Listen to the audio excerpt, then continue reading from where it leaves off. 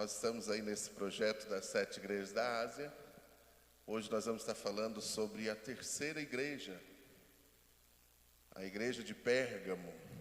Gostaria até que você abrisse a sua Bíblia no último livro da Bíblia, livro das Revelações, capítulo de número 2, verso de número 12. Somente a primeira parte. Apocalipse 2, verso 12, diz o texto: ao anjo da igreja em Pérgamo escreve. Amém? Só isso aqui, depois a gente volta aqui nesse texto.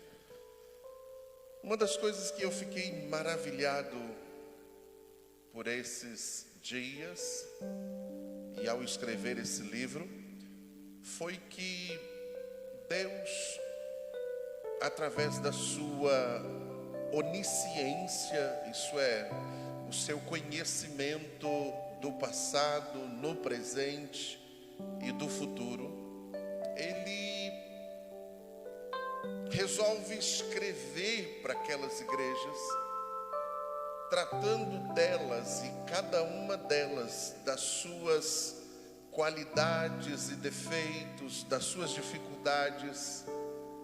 Uma coisa que me chama a atenção é que Deus conhece as peculiaridades de cada uma delas. E isso não é diferente para as nossas vidas, porque Deus não nos trata como números, Deus nos trata como pessoas. E uma das coisas que mais me chamou a atenção nesta carta é que a igreja ali na cidade de Pérgamo era uma igreja que, cá entre nós, eu não queria fazer parte dessa geração, em especial naquela cidade. Pérgamo, assim como as outras cidades em que a carta fora direcionada, eram cidades que tinham forte poder econômico, porém, de igual forma, um poder gigantesco com as questões pagãs, justamente contrária aos princípios das quais o cristianismo nos oferece.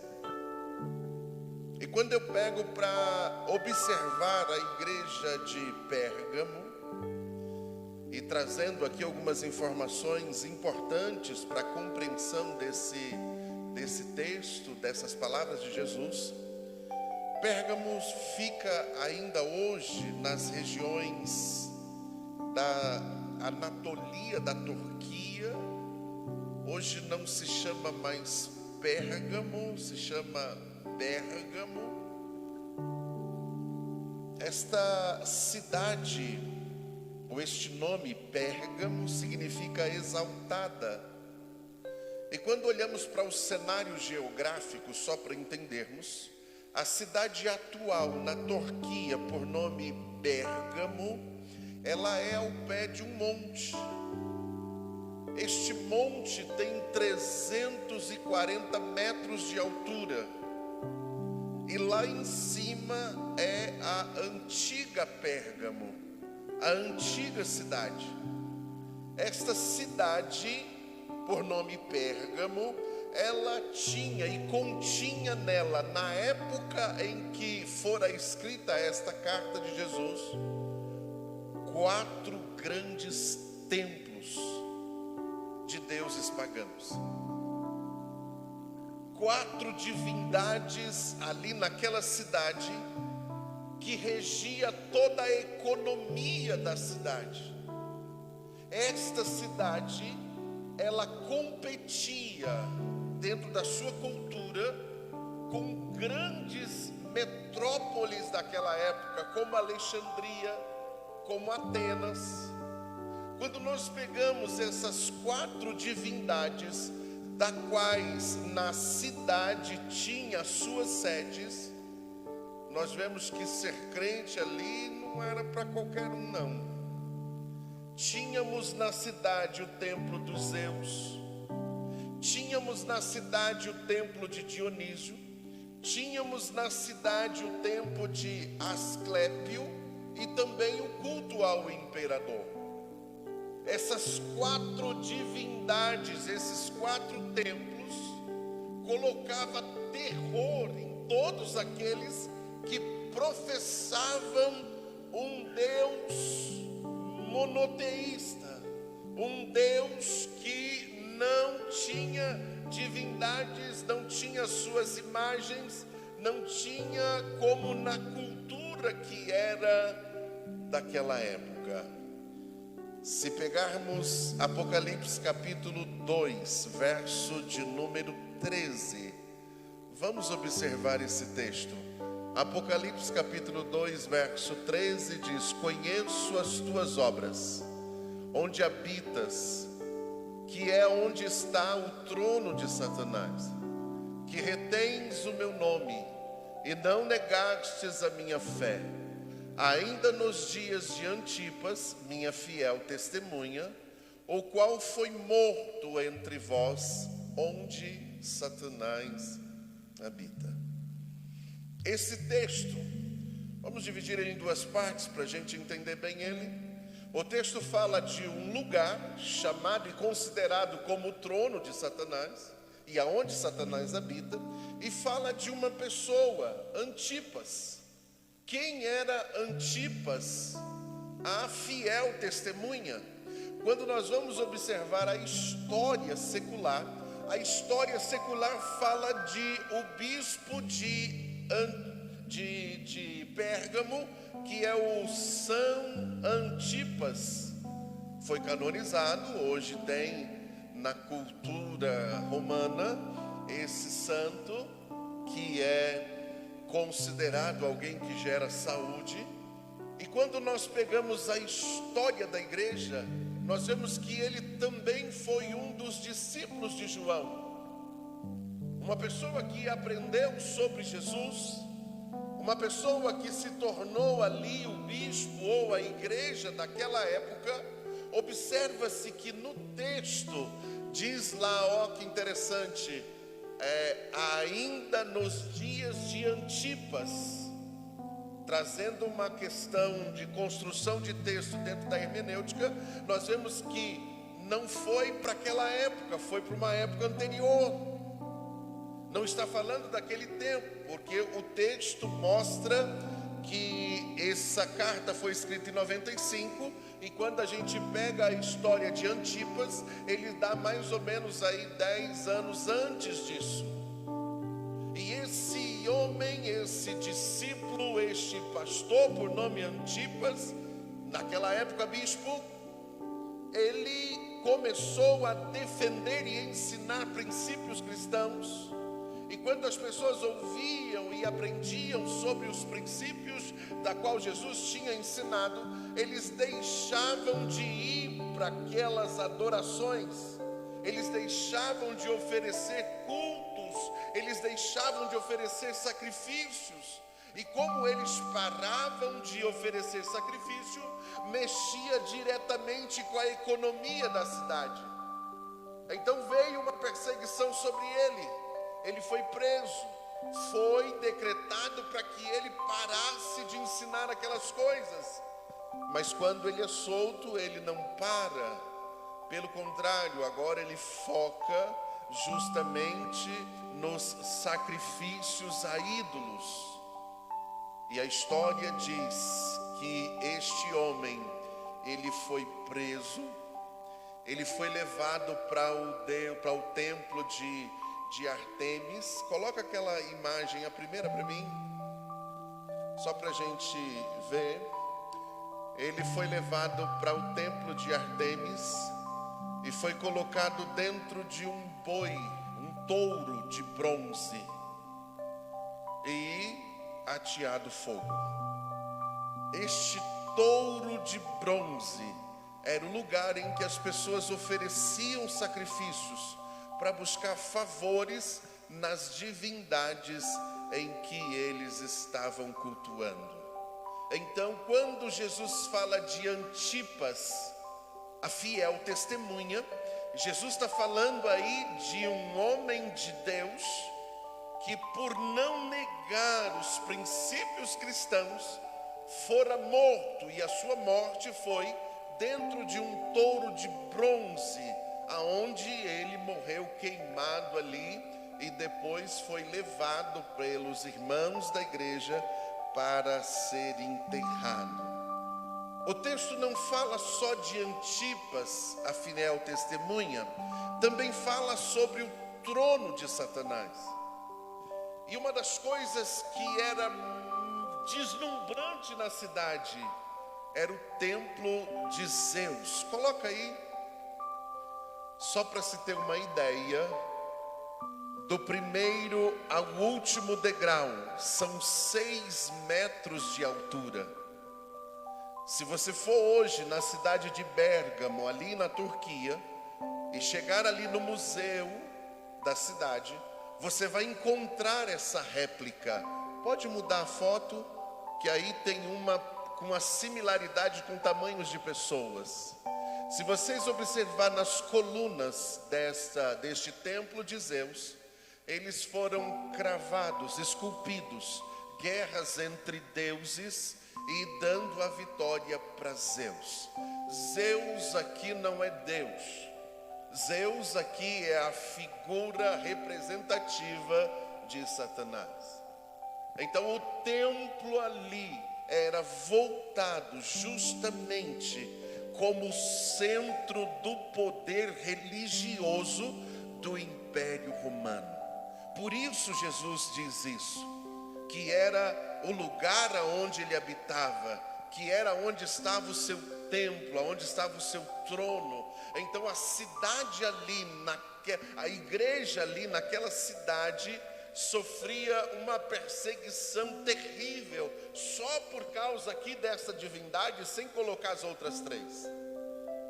Quando nós aprofundamos um pouquinho mais o conhecimento sobre essa cidade, a cidade de Pérgamo, nós vemos que existia dos 4 templos, o primeiro era de Zeus, o segundo era de Dionísio. Coloca aí o segundo. Essas aí são só as ruínas desse templo. Esse deus Dionísio, a forma de culto era secreto. Religiões misteriosas, cultos e rituais secretos,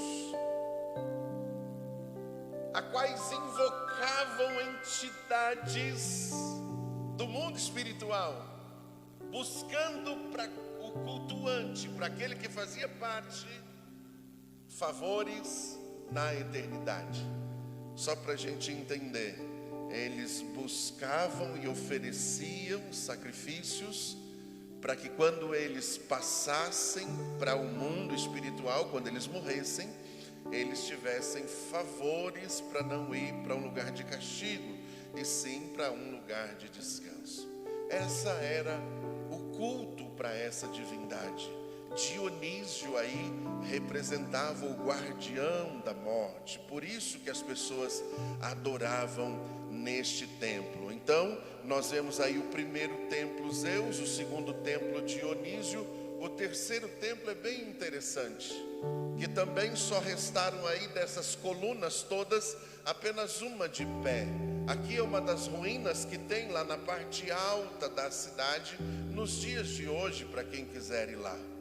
Este templo é o deus do Aclepion, nome estranho, porém nós vemos ele facilmente na medicina, porque ele era considerado o deus da cura. E este aqui era um dos maiores templos daquela cidade. O interessante é que todo o Império Romano, quando ia para a cidade de Pérgamo, eles iam justamente atrás deste lugar, porque aqui foi o primeiro spa do mundo, um spa de saúde. Neste templo tinha um comércio muito grande de terapeutas, pessoas que estavam ali para cuidar da saúde física e emocional das pessoas.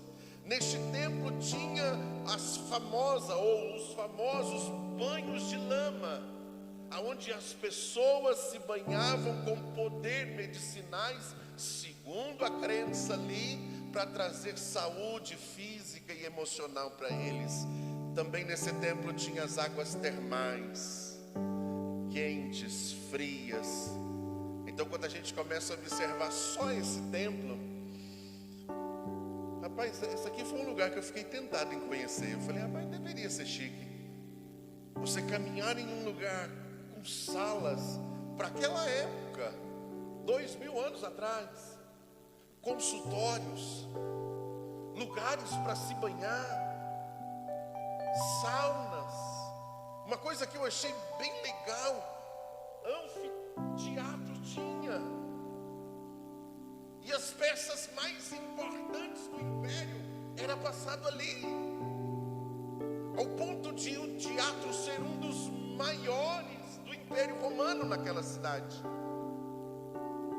Tinha naquela cidade também, e nesse templo, clínicas de psicanálise. Eu falei, o chefe teria uma vaga lá para trabalhar se fosse.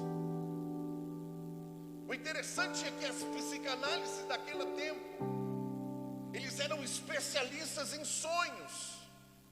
Então, se alguém tivesse pesadelo, poderia ir cultuar nesse templo, poderia ir procurar alguém, um especialista, que traria para ele ali um conforto, para que ele pudesse viver a sua vida de uma forma mais descansada.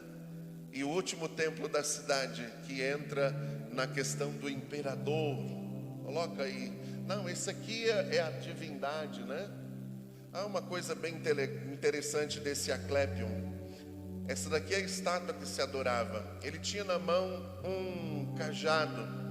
Nesse cajado tinha uma serpente. Só para você entender a origem da figura da medicina, pode passar. Ela começou ali, aí depois veio para isso, pode passar. Aí depois voltou para isso. Hoje é o símbolo da medicina, né? Então entra e veio justamente desse templo e é usado até os dias de hoje. Pode passar isso aí? Aqui é a estátua do imperador. Esse aqui era o mais complicado de todos, porque quem não fosse devoto do imperador era contra o império. Quem não cultuasse, quem não dissesse que César era Deus, era perseguido. E a perseguição não era como a gente tem hoje aqui no nosso país. Vamos tirar alguém da rede social, vamos fazer alguém pagar algum montante de dinheiro. Não, a perseguição aqui era perseguição de morte. Aí eu pego esses 4 templos, essas 4 situações naquela cidade e pergunto para vocês, é fácil ser crente hoje? Comparando com aquilo lá,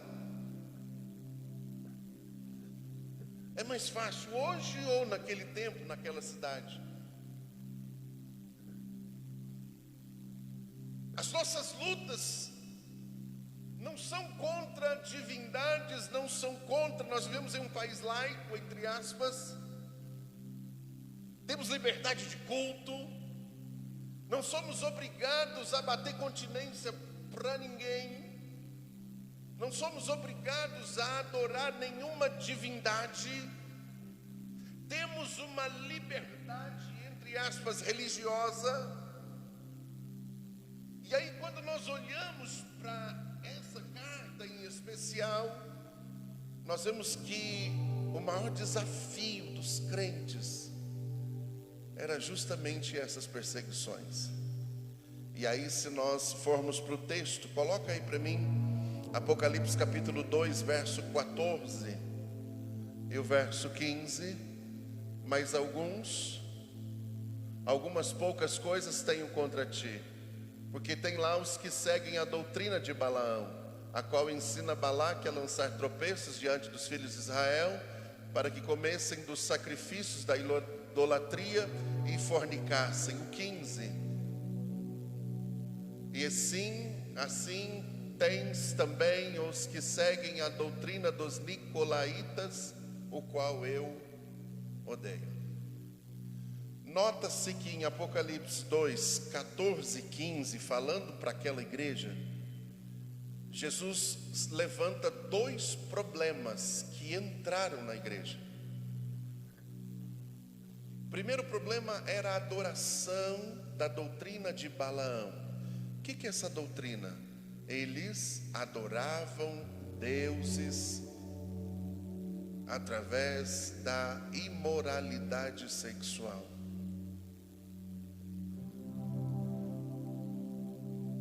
Os crentes começaram a deixar de ser fiel ao texto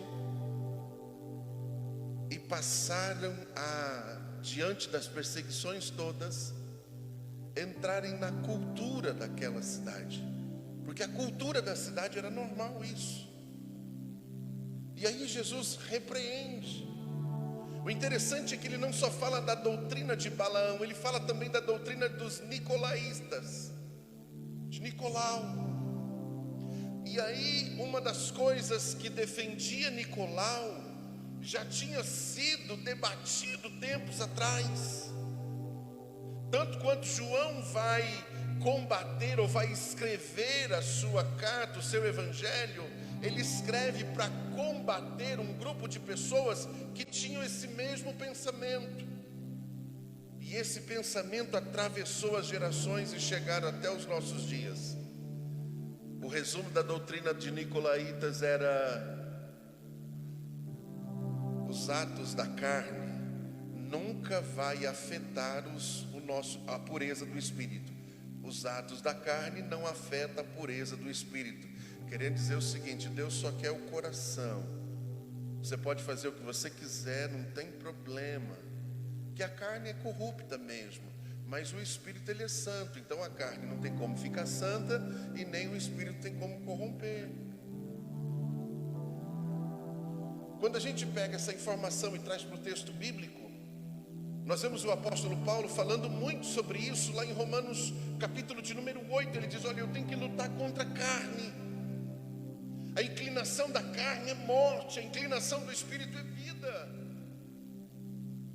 E aqui estava entrando dentro da igreja, isso é, os crentes já estavam se inclinando para as coisas do pecado. Então agora eu poderia ir lá no culto do imperador, eu poderia bater continência para ele, mas o meu coração estava em Cristo.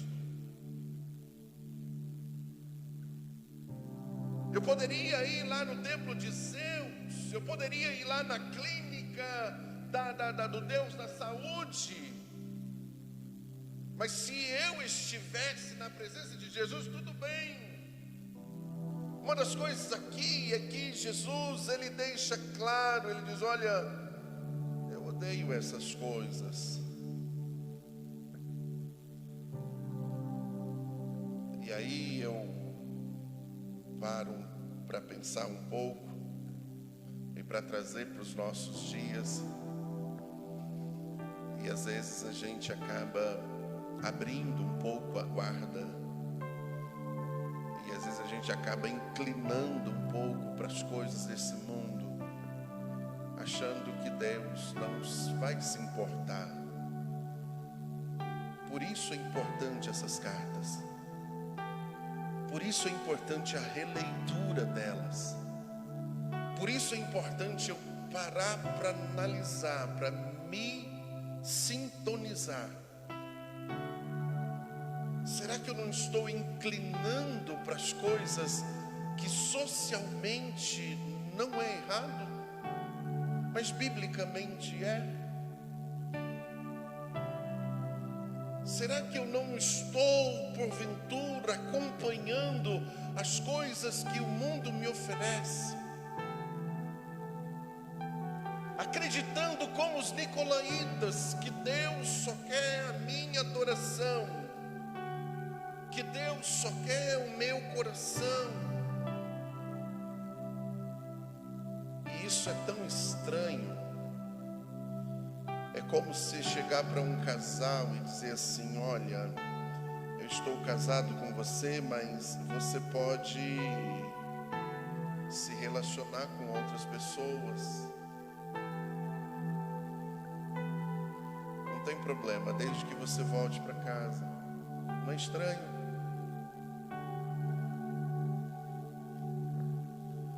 Essa informação é como se nós fizéssemos isso. Só que não de uma forma física, mas de uma forma espiritual. E aqui Jesus diz para esta igreja, diz: ei, eu tenho contra vocês esse comportamento. Eu tenho contra vocês porque vocês estão participando de coisas que não é legal.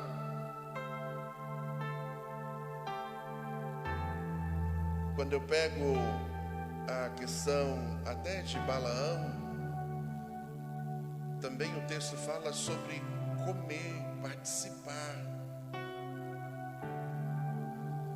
E às vezes quantas coisas que se oferecem no mundo e a gente participa, às vezes por conveniência, às vezes por situações que cada um tem o seu parecer,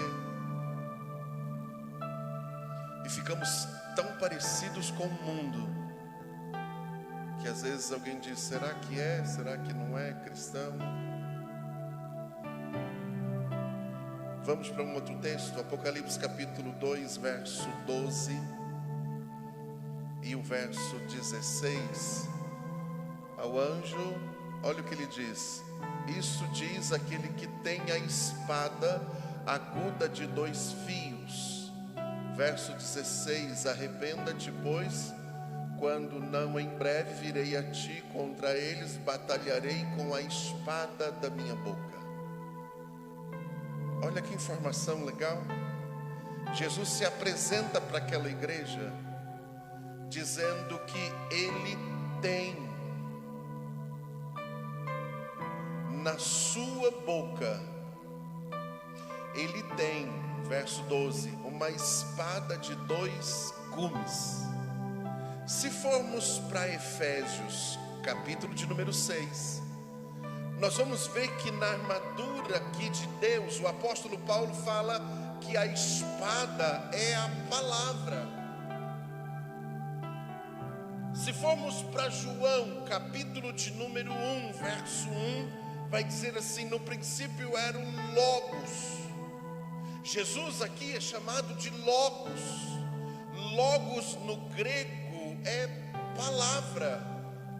Quando vai traduzir para o português diz verbo. No princípio era o verbo estava com Deus e o verbo era Deus. Palavra.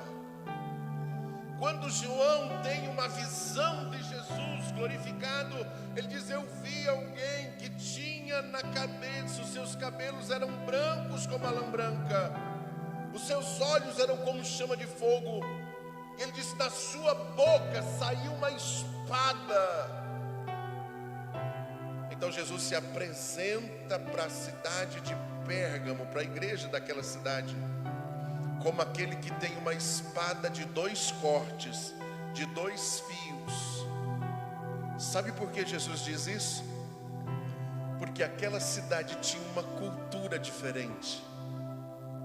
Eles colecionavam livros.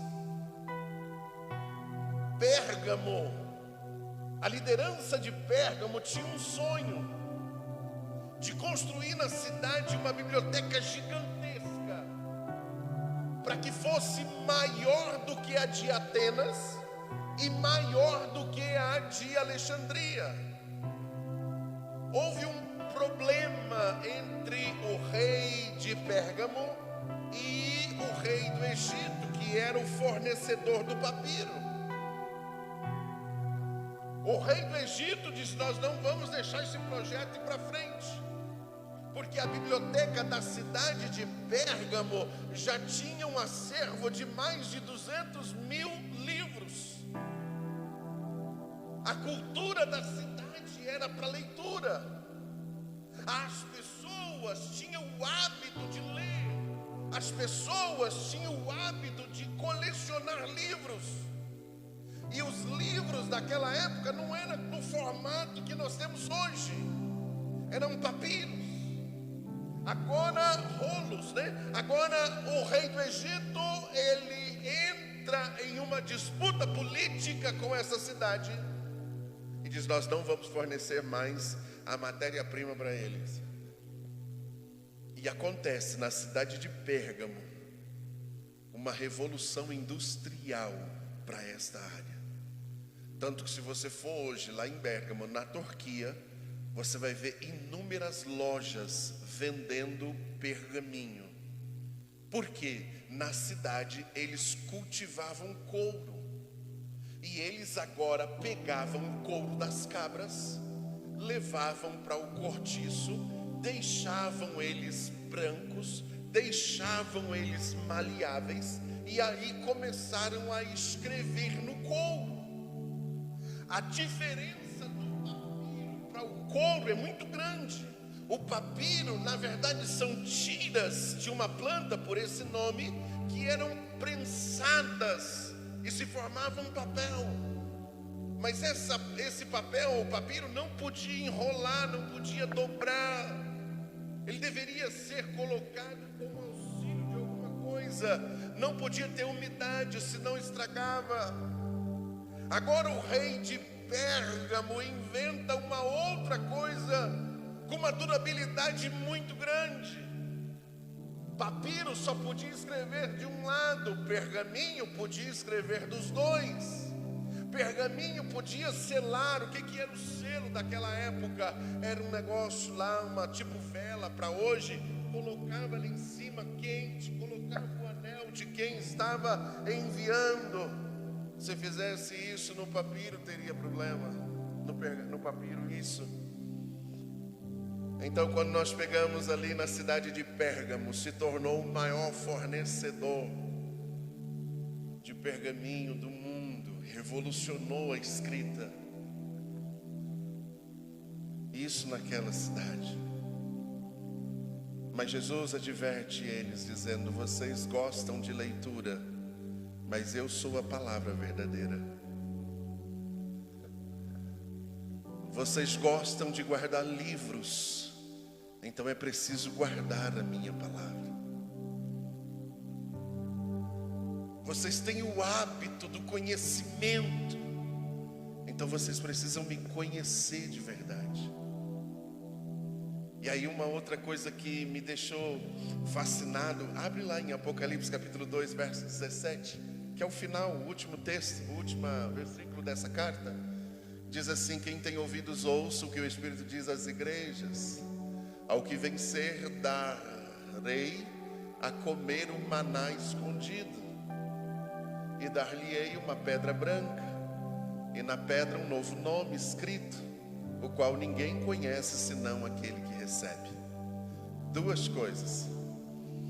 Quando estou ministrando numa questão na aula teológica, alguém pergunta: pastor, o que é o maná escondido? Diz, cara, o texto está dizendo, está escondido.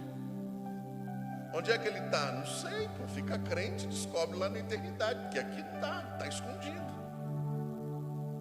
Mas o que é esse maná? Está com os salmos aí? Põe aí os salmos.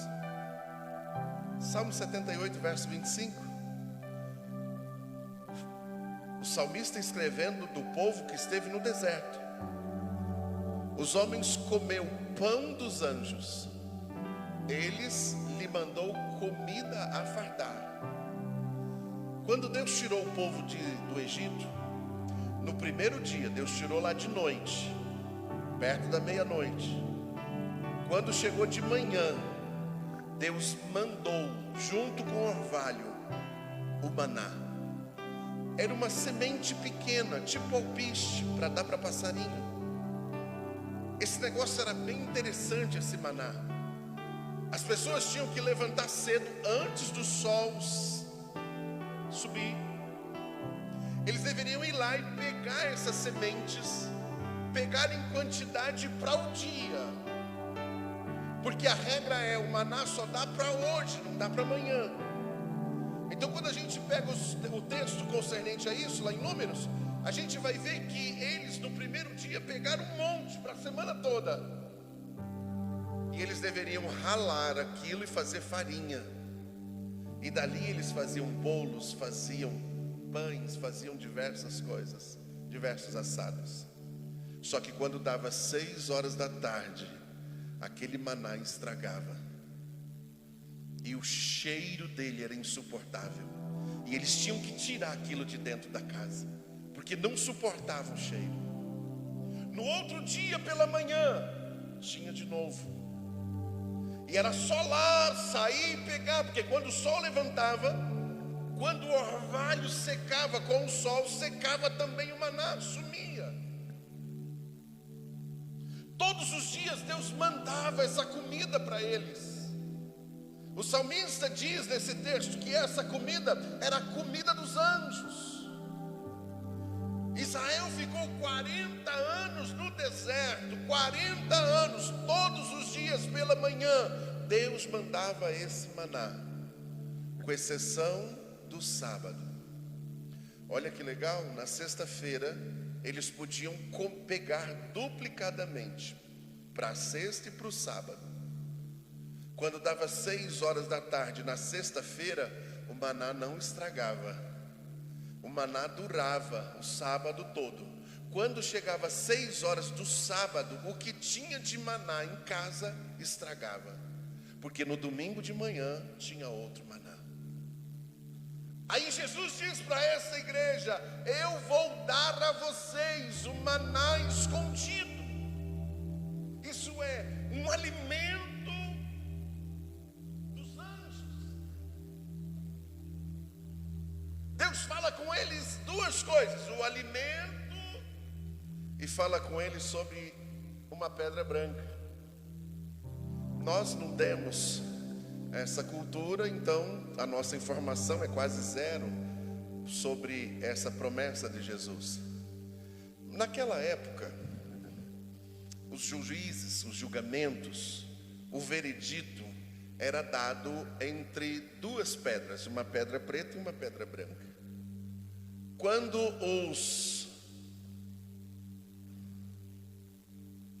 fugiu agora o nome dos caras? Réu, advogado de acusação, não, promotor de acusação, advogado de defesa, o júri. Eu tenho que visualizar para lembrar, estou ficando velho. Quando o júri dava o veredito, eles entravam com uma pedra. Se aquela pedra fosse preta, então o veredito dos júris era que o réu era culpado. Se eles entrassem com uma pedra branca, então aquele réu era inocente. O interessante é que Jesus, na promessa, diz assim: olha, eu vou dar a vocês uma pedra branca.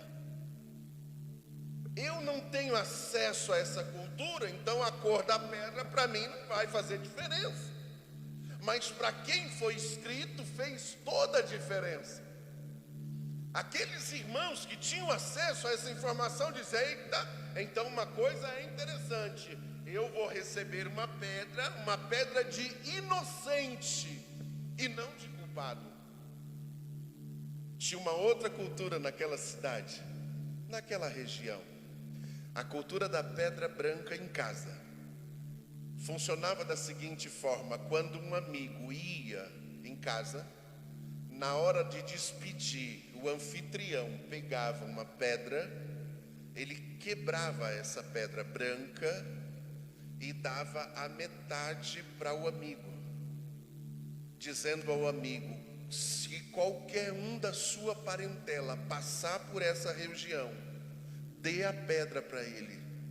Porque a hora que ele chegar aqui em casa e mostrar a pedra e eu pegar a minha parte e encaixar certinho, ele vai ter comida, ele vai ter pouso, ele vai ter guarida, ele será assim como eu fui com você, eu vou ser com ele. Aí Jesus está falando de uma pedra branca que simboliza que alguém que foi inocentado em sua culpa. Jesus fala desta pedra branca, dizendo que alguém, quem tem ela, é bem-vindo em sua casa, vai ser tratado como um anfitrião, vai ter o que comer, vai ter como, onde pousar, vai ter segurança. E Jesus ainda diz: nessa pedra branca vai estar escrito um novo nome, que ninguém sabe, só aquele que pegar nessa pedra. E quantas vezes eu já parei para perguntar: qual será meu nome? Que nome que eu vou receber? Fica de pé comigo.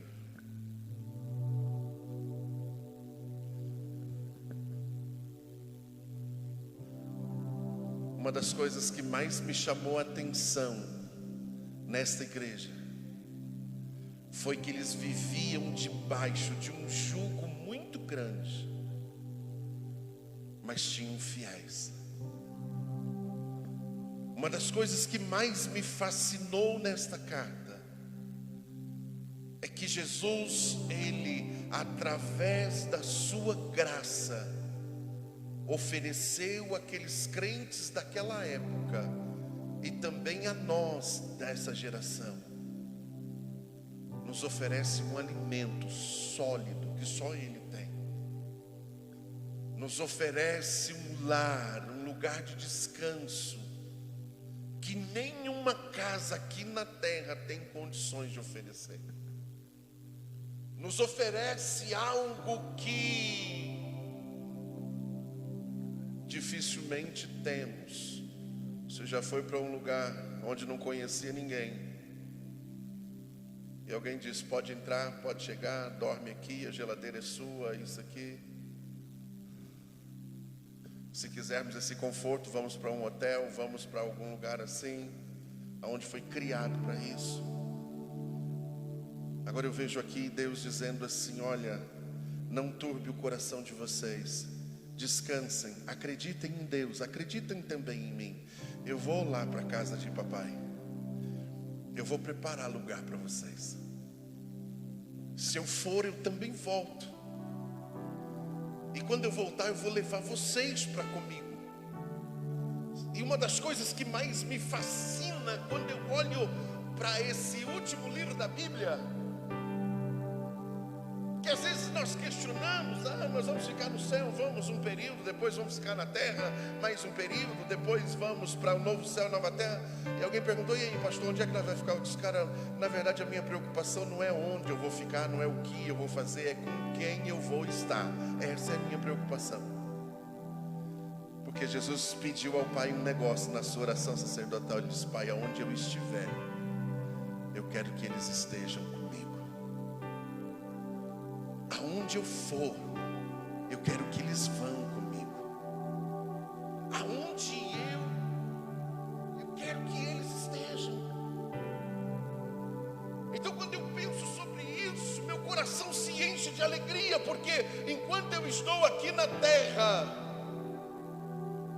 o Espírito Santo faz parte de minha vida. Então ele vem e caminha comigo enquanto eu estiver aqui. E a hora que eu for para lá, aí inverte. Agora sou eu que vou caminhar com ele. Enquanto eu estou aqui, ele caminha comigo. Na hora que nós fomos para lá, nós caminhamos com ele.